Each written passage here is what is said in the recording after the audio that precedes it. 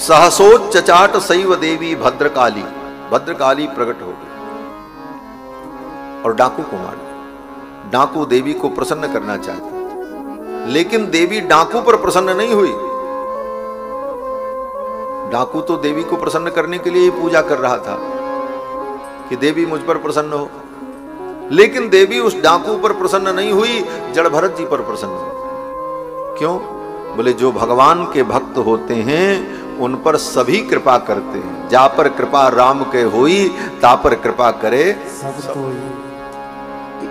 देवी प्रसन्न हो गई जड़ भरत जी पर, डाकू को ही मार दिया। जड़ भरत जी महाराज वहां से चल पड़े, आगे जा रहे थे। इसी प्रकार सिंधु सोबीर देश का राजा रहुगण मिल गया, पालकी में बैठ करके जा रहा था। उसका कहार बीमार पड़ गया था। सेवकों ने पकड़ लिया और कहार के जगह पर पालकी ढोने के लिए इनको लगा दिया जड़ भरत जी को।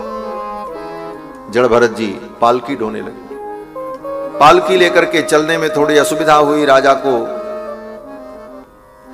कष्ट हुआ, राजा को थोड़ी चोट लग गई, पालकी में सिर हिल गया। राजा ने पालकी रुकवाई और बाहर आया।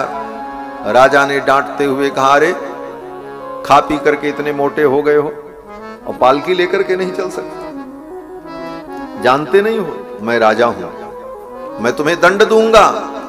करो मिते चिकित्साम दंड पाणी रिव, मैं तुम्हारी ऐसी चिकित्सा करूंगा कि तुम्हारी बुद्धि शुद्ध हो जाएगी। बार बार राजा ने कहा इतने मोटे हो, मोटे हो। जड़ भरत जी ने कहा ये मोटा होना दुबला होना तो शरीर का धर्म है, मैं तो आत्मा हूं।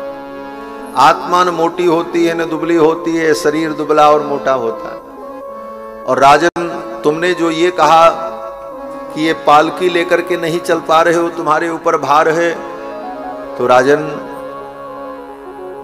इस पालकी में जो बैठा है वो भी मिट्टी है, और ये पालकी, बोले पालकी भी मिट्टी है, और ये पालकी जिस कंधे पर है ये शरीर भी मिट्टी है, और ये शरीर जिस धरती पर टिका है वो भी मिट्टी है। मिट्टी का भार मिट्टी पर है, मेरे ऊपर तो कोई भार ही नहीं, मैं तो आत्मरूप हूं। ऐसी ज्ञान की बातें जब जड़ भरत जी ने की तो राजा रहुगण तो चौंक गए, अरे ये तो कोई ज्ञानी पुरुष लगते। तब तक देखा जड़ भरत जी के कंधे पर यज्ञोपवीत था, जनेऊ देखा, मैला कुचैला जनेऊ, परमहंस थे, कोई साबुन तेल तो लगाते नहीं थे कि खूब बढ़िया नहा धो करके चकाचक रहते, स्नान कर लेते थे और ऐसे ही रहते। कंधे पर यज्ञोपवीत को जब देखा तो राजा ने कहा कि कस्त्वं निगूढ़श्चरसि द्विजानां बिभर्षि सूत्रम कथमो बधूतः। हे राजन, राजा ने कहा हे भगवान आप कौन हैं? आपके कंधे पर यज्ञोपवीत है। कस्यासि कुत्रत्य इहापि कस्मात्, आप कहां से आए हैं, आप कौन हैं? अब तो मुझे डर लग रहा है। जड़ भरत जी ने कहा क्यों?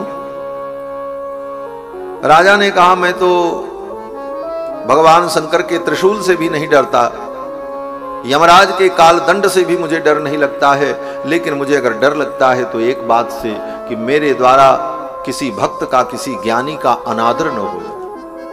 किसी भक्त का अनादर, किसी ज्ञानी का अनादर भगवान शंकर के त्रिशूल और यमराज के काल दंड से भी ज्यादा भयानक है।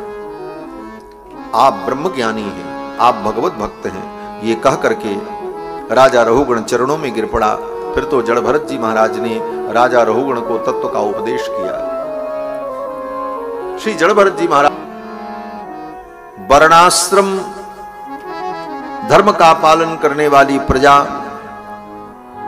वैदिक विधान से अपने वर्णाश्रम धर्म के अनुकूल भगवान की आराधना करती है। ऐसे भारतवर्ष में जन्म लेने के लिए देवता भी तरसते हैं। श्री सुखदेव जी कहते हैं कि अहो अमीशाम किमकारी शोभनम प्रसन्न एसाम सुदुदत स्वयं हरिहि यैर जन्म लब्धम निशु भारताजिरे मुकुंद सेवोपैकुम स्पृहाहीन।